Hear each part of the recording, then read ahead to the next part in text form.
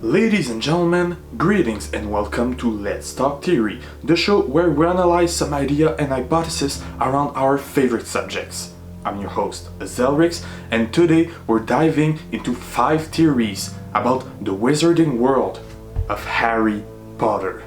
Before we begin, please remember that we're gonna spoil both the movies and the books, so here's your spoiler warning. So please note that I'm ranking those theories from the least likely to the most likely subjectively. So the first theory I think is less likely than the 5th and last one. So now that this is out of the way, let's talk theory.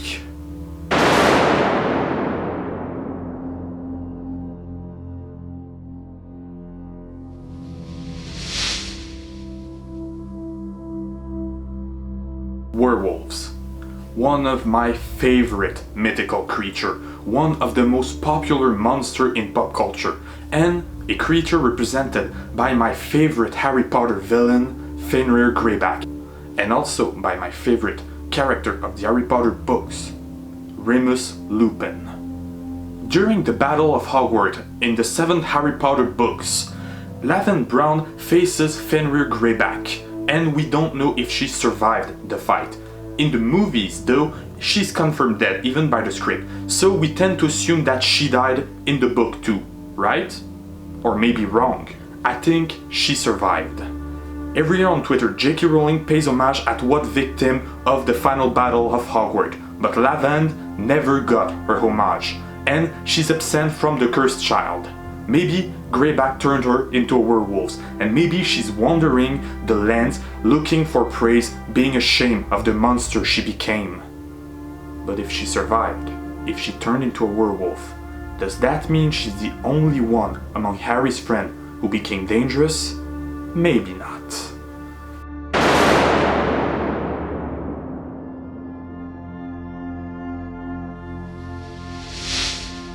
The Weasley family. The famous Gryffindor family.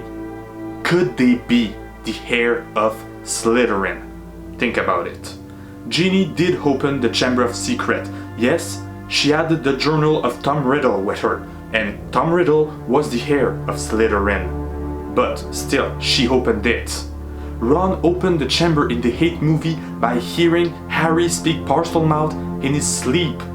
For the Chamber of Secrets, that is supposed to abridge the basilisk, that is a weak protection. And yes, Ron and Hermione got the Horcrux with them, but still, that's pretty weak.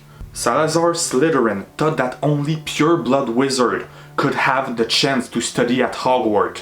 But Voldemort is a half-blood, so if a half-blood from Slytherin is the heir of Slytherin, isn't that a sign that a family of Gryffindor, which are all pure-blood, could also be heirs of Slytherin? Let me remind you that they're pure blood, and every single family that is 100% pure blood is related in the Harry Potter universe. That implies that the Weasley are related to the Gaunt, which are the direct descendant of Slytherin, Voldemort being the son of the last Gaunt. But the biggest detail that struck me while writing this theory is in Chamber of Secrets. There is a point where everybody thinks that Harry himself is the heir of Salazar Slytherin, and Fred and George, they start teasing him. They say that he's gonna go down to the chamber playing with his favorite snake. As the reader, we assume that they're talking about Salazar Slytherin, but they could refer to the basilisk. The only problem is, at this point in the timeline, nobody knows that there is a basilisk in the chamber. This is something that the heir of Slytherin, that is most likely Parselmouth, would know, because I remember that Ron can speak Parselmouth only by hearing Harry speak in his sleep. If anything, the Weasley could all be Parselmouth without even realizing it. I really love those theories that relate character we know to ancient character. Let's get another one.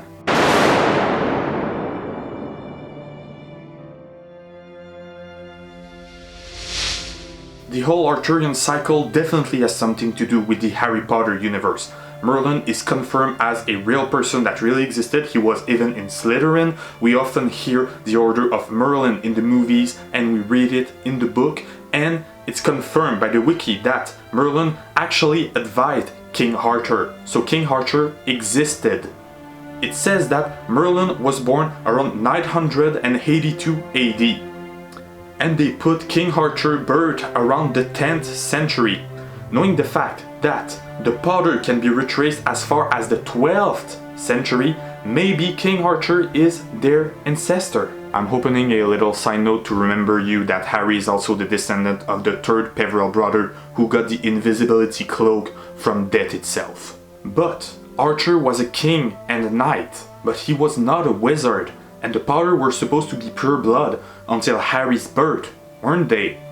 Well, yes, but they were never acknowledged as the Sacred 28, a list of wizards from pure blood families, because the anonymous source of this list thought that the bloodline of the Potter could be tainted, that they could be secretly impure blood. Maybe this impure blood comes from King Arthur, who is a noble king, but can't perform magic because he's not a wizard. Of course, this possibility of tainted blood could come from anybody. Why King Arthur? Well, it's because there are an awful lot of similarities between the mythos of Arthur Pendragon and the mythos of Harry James Potter. First of all, the most evident one, the sword. Arthur has his caliber, he took it from a rock, while Harry had the sword of Gryffindor, he took it from a hat. In both cases, they needed to have a certain level of worthiness to get the sword they wanted. We can also note that Harry retrieves the sword from a lake, just like how in certain part of the mythos, it's the Lady of the Lake that actually gives Excalibur to King Arthur. And please remember that Harry retrieves the sword from the lake, just like how King Arthur threw the sword into the lake and went back to retrieve it after, when he wanted to abduct his title of king. Okay guys, please remember that the Arthurian cycle is kind of a mess when it comes to what is canon and what is not. I'm doing my best here, eh? Second of all, the setting. The Harry Potter saga takes place in Great Britain, exactly like how the King Arthur mythos takes place in the Logres Kingdom. For those who may not know, the Logres Kingdom is pretty much Great Britain, with some topographic differences. Third point, Dumbledore, an elder wizard with a long beard, acts to Harry like an advisor, just like how Merlin does the exact same thing for King Arthur. Fourth point, they were both raised by foster families. Fifth point, the Cup of Hufflepuff. It's an Horcrux that Harry has to destroy. That cup could echo the Holy Grail that King Arthur and the Knights of the Round Table were trying to obtain. Of course, King Arthur wants to use the Holy Grail. He wants to bring light to all people, while Harry is trying to destroy the Horcrux. So, of course, there is the difference. But remember something, King Arthur did not actually find the Holy Grail. It's Parzival who found the Grail. Just like how Harry actually found the cup, but he's not the one who destroys it. Hermione and Ron goes into the Chamber of Secret, get the Basilisk Fang, and destroy the cup. We have here a really strong narrative similarities between the two events. Sixth and final clue, and that's a big one. As mentioned earlier, the Potters might have been tainted blood, they might have not be pure blood. And that's the case for Arthur. Arthur, he's not a prince before being a king. He's the bastard of Uther Pendragon. So both heroes of their legends might actually have tainted blood. Who knows, maybe the tainted blood actually come from Uther Pendragon himself, because if Harry is the descendant of Arthur, he's technically also the descendant of Uther Pendragon, that's a fact. So to recapitulate, the Sword of Gryffindor versus Excalibur, both heroes having tainted blood, those would be proof that Harry is the descendant of King Arthur. The setting matches, the timeline could match, because you know we're dealing with 1,000 years old events. It's only as precise as it gets. For the rest of the clues, those are some spiritual or symbolical clues that links the two characters. Maybe J.K. Rowling left them on purpose for people to figure out that Harry Potter is actually the descendant of King Arthur Pendragon. Well, that's a big one. And speaking of big theories and symbolism,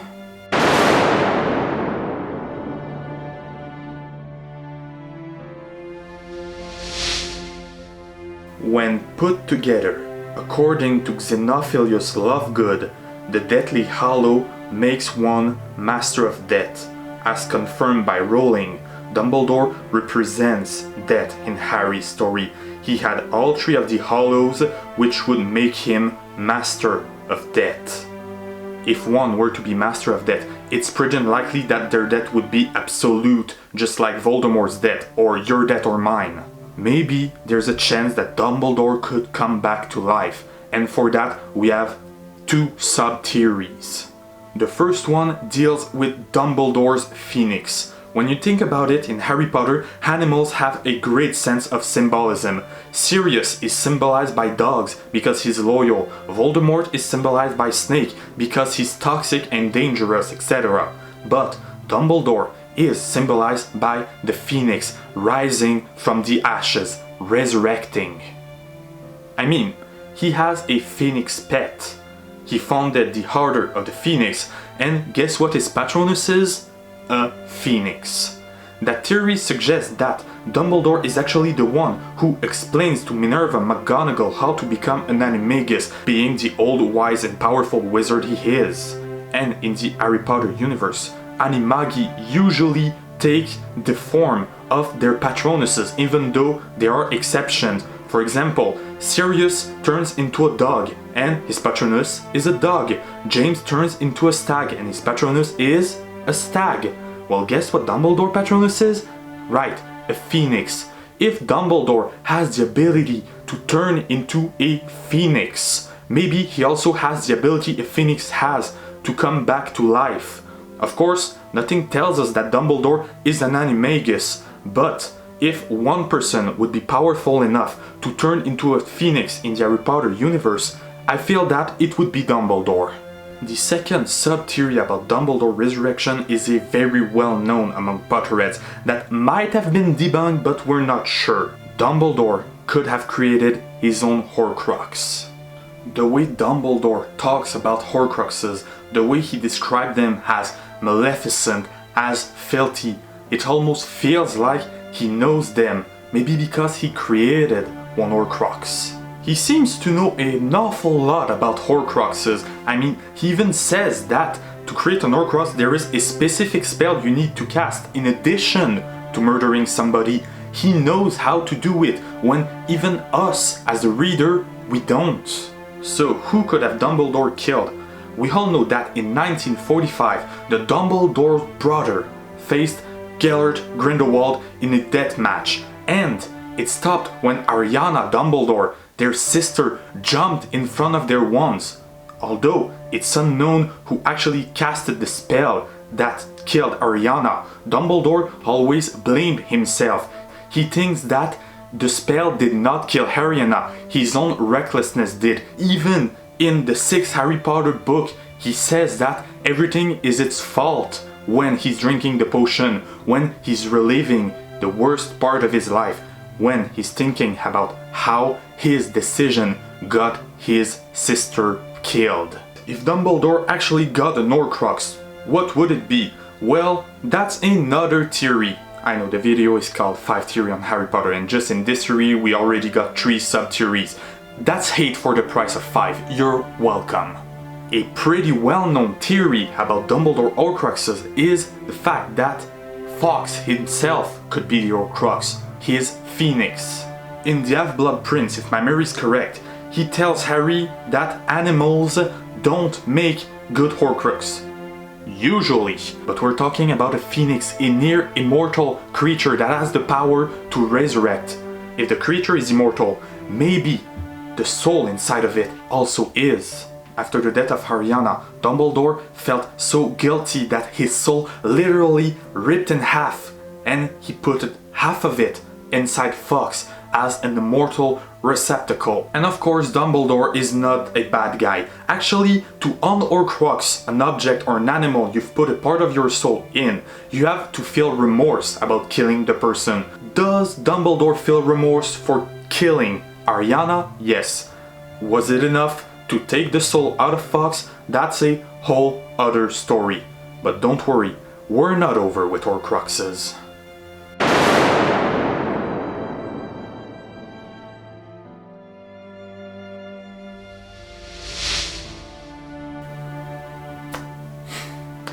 here we are.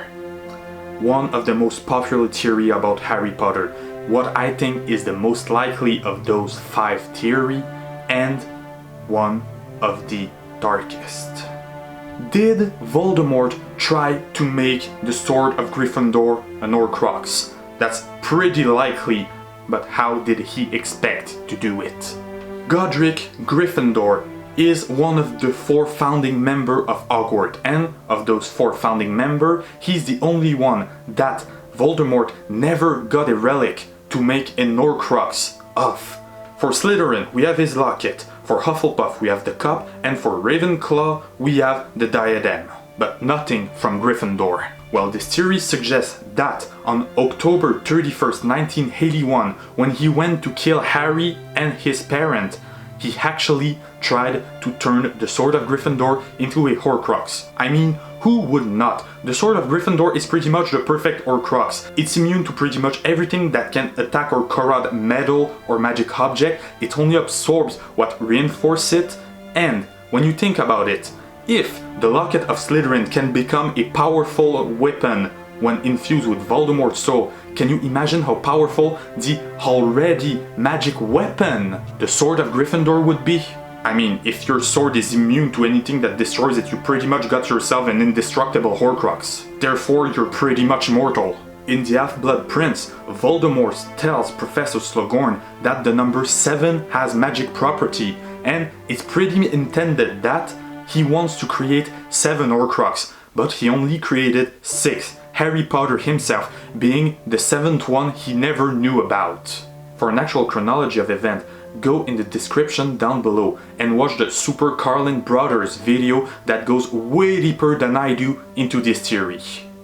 Long story short, a letter from Lily Potter thanking Sirius Black for offering Harry his first birthday gift also teaches us, the reader, that Peter Pettigrew seemed sad lately, and he's sad because he just sold the Potter. Thing is, Harry's birthday is on July 31st, and his parent died on October 31st, 4 months later. 4 months. Why did Voldemort wait 4 months exactly to go kill the Potter? Maybe it's because during those 4 months he was looking for the Sword of Gryffindor and he actually managed to find it. How? Let me explain. To get the Sword of Gryffindor, you have to be a worthy Gryffindor. Voldemort and his Slytherin Death Eater could not have obtained the sword. I mean, he does have Pettigrew, but come on, how worthy is that guy? His greatest feat is hesitating killing Harry, which cost him his life, by the way. So among those 4 months, Voldemort actually managed to kill a whole lot of members of the Order of the Phoenix, and among those members, he killed Fabian and Gideon Pruitt, Molly Weasley's 2 older brothers, who were confirmed as Gryffindor. If we follow what Mad-Eye Moody said about them, they fought like heroes. It took 5 Death Eaters against the 2 of them to kill them, and they actually fought them. If you ask me, this is a great proof of courage and worthiness, something that Godric Gryffindor would be proud of. Unfortunately, they lost the fight. Maybe that Voldemort managed to get the sword during the fight. The sword would have presented itself to the Pruitt, but it was not enough, and Voldemort walked under corpse with the Sword of Gryffindor, ready to go kill Harry Potter. So after that, I think that Voldemort attacked the Potter with the sword on him. He did what he had to do to be sure that the sword would turn into an Horcrux. Unfortunately, the spell Lily cast on Harry protected him, and when Voldemort cast his Avada Kedavra on the baby, it rebounded and it split its soul in half. And the part of the soul that was meant to go in the sword actually went into Harry. It's pretty poetic when you think about it. The only thing that Voldemort tried to turn into Horcrux and failed became the very thing that Harry used to destroy a good part of the other Horcruxes. That was 5 theories on Harry Potter. I hope you enjoyed this episode. Leave a comment down below telling me which one is your favorite theory or create your own. I'm always up to discuss. Tell me which house of Hogwarts do you belong to. I'm personally a very proud Ravenclaw. Subscribe and activate the bell, share the video, and as always, Thanks for watching.